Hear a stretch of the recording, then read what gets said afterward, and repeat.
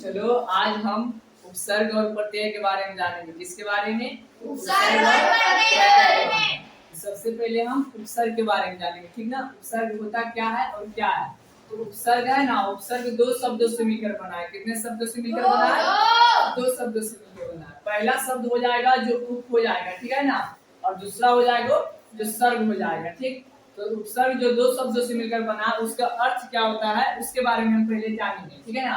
तो उप का मतलब होता है समीप, जिसको निकट बोलते हैं, ठीक ना। उप का मतलब क्या होता है? समीप, जिसको निकट बोलते हैं। और सर्ग का मतलब होता है निर्माण करना, यानी नए शब्दों का निर्माण करना। तो उपसर्ग का मतलब समझ गया ना, उप प्लस सर्ग, उप सर्ग यानी नए शब्दों का निर्माण करना। परिभाषा इसका हुआ है कि वे शब्दांश जो शब्द के आरंभ में जुड़कर, आरंभ मतलब होता है शुरू में, आरंभ मतलब शुरू में, आरंभ में जुड़कर उसके अर्थ में क्या करता है? परिवर्तन लाता है, यानी चेंजिंग करता है, ठीक ना, कर देते हैं। उसे क्या कहते हैं? उपसर्ग कहते हैं। जैसे में उदाहरण में देखो,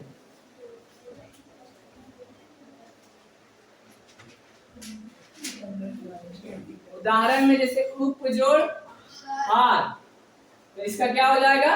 ये दोनों शब्द ये परिवर्तन ला रहा है। उप है, इसमें हार जुट रहा है, हार में क्या जुट रहा है? उप जुट रहा है। आगे उपसर्ग है, तो जो आगे जुटेगी वही उपसर्ग कहलाएगा। तो हार में क्या जुट रहा है? उप जुट रहा है, तो क्या शब्द बदल कर आएगा? उपहार, ठीक ना। जिसे और बोलो का संसार, ठीक ना, संसार। तो सम में अगर सार जुटेगा, सम में क्या जुटेगा? सार, तो ये क्या हो जाएगा? संसार। क्या ये सार में नए शब्द जुटने से शब्दांश में परिवर्तन हो रहा है ना? हाँ। ठीक है, तो इसी तरह से उपसर्ग का परिभाषा दिया जाता है, ठीक। चलो, तो उपसर्ग के बारे में हम सब जान लिए थे ना। अब उसके बाद है प्रत्यय। प्रत्यय क्या होता है उसके बारे में जानेंगे। तो प्रत्यय दो शब्दों से मिलकर बना, जिस तरह से उपसर्ग दो शब्दों से मिलकर बना था उसी प्रकार से प्रत्यय भी कितने शब्दों से मिलकर बना है? दो शब्दों से। तो दो शब्दों कौन कौन है? प्रत्यय का अगर संधि विच्छेद करोगे तो प्रति जोड़ ए होगा, प्रति जोड़ ए।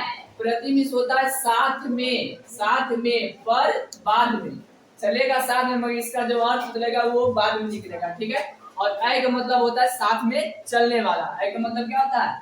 साथ में चलने वाला। अब इसका परिभाषा देखेंगे क्या है। तो परिभाषा में है कि वे शब्दांश जो किसी शब्द के बाद में लगकर, किसी शब्द के बाद में लगकर उसके अर्थ में विशेष परिवर्तन कर देते हैं, वे प्रत्यय कहलाते हैं। जैसे देखो,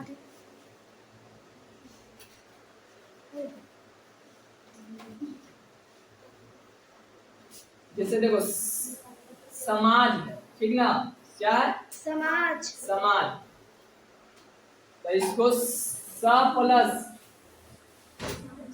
माज करेगा। अगर स रहेगा तो ये तो उपसर्ग है, और इसमें अगर प्रत्यय में क्या जुटेगा? माज। क्या ये सब में परिवर्तन करेगा ना?